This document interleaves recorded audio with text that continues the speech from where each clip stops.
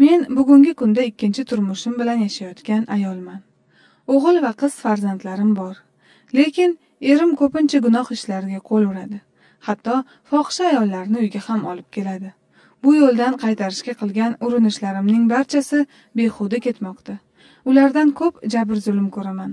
Hatto o'z qizlarini uzatishim uchun menga qarz berishdi. Vaqti kelganda qaytarib berish sharti bilan. To'y xarajatlariga ozroq pul yetmay qolganda qaynotam foiz evaziga qarz berdi. Men nima qilishga hayronman.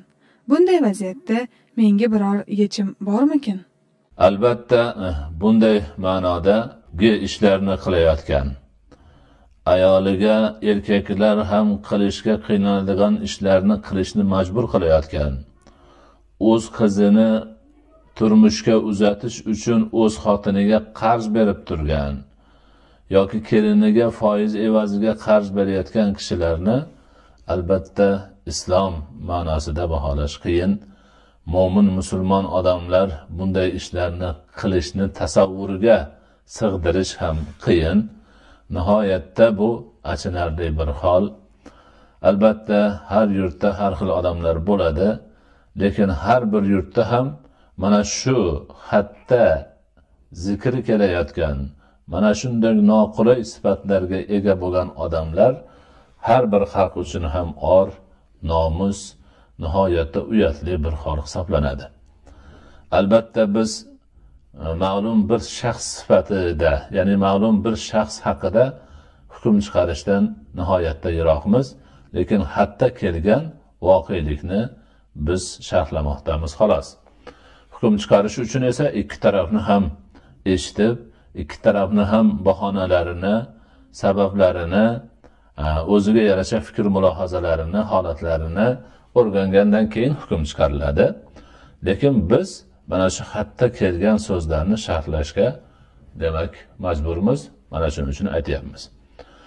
Islomda ayollarni qiynash, ularni o'zlari, ya'ni ayollik latofatiga xos bo'lmagan ishlarga urintirish mutlaqo mumkin emas. Ayol kishilarga nihoyatda ehtiyotlik bilan qarash kerak. Bu Qur'oni Karimning ta'limoti, bu payg'ambarimiz alayhisolatu vassalomning ta'limotlari.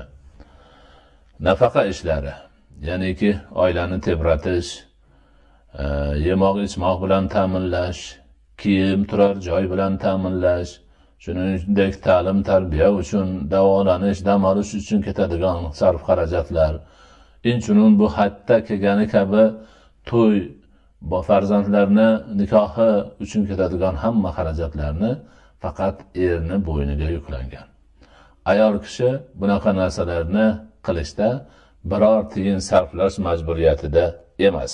Shariat ayollardan buni mutlaqo talab qilmagan.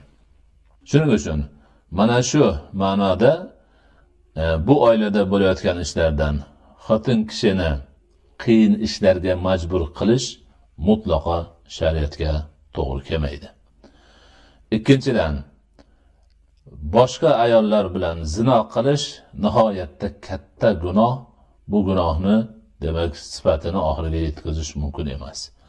Ayniqsa o'sha gunohni uyda, xotinini oldida, oila a'zolarini oldida qilish yana ham katta gunoh. Buni mutlaqo islom chegarasiga, islom doirasiga yoki tushunchasiga kiritib bo'lmaydigan bir narsadir.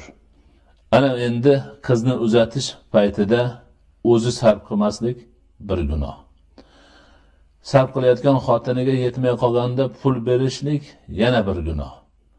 Undan keyin qaynota foiz evaziga pul berish yana gunoh.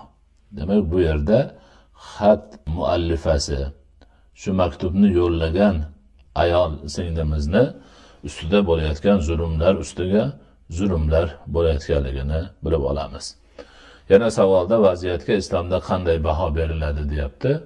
Bu mutlaqo islomga to'g'ri kelmaydigan ish.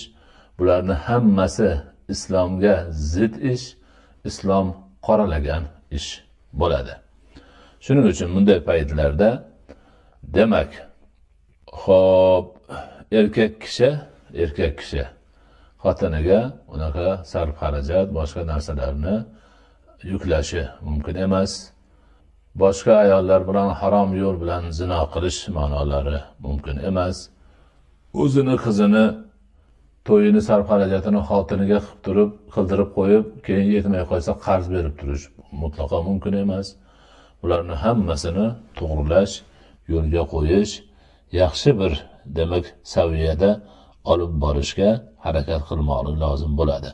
Bunaqa holatlarni biz o'ylaymizki, bizning jamiyatimizda mutlaqo bo'lishi mumkin emas. Bu mo'min musulmonlarga mos kelmaydigan ish. Umuman insoniylikka mos kelmaydigan ish. O'zbeklikka mos kelmaydigan ish. Bunday narsalardan nihoyatda ehtiyot bo'lish kerak. Zarracha bularga yaqin yo'lamaslik lozim va lobuddir.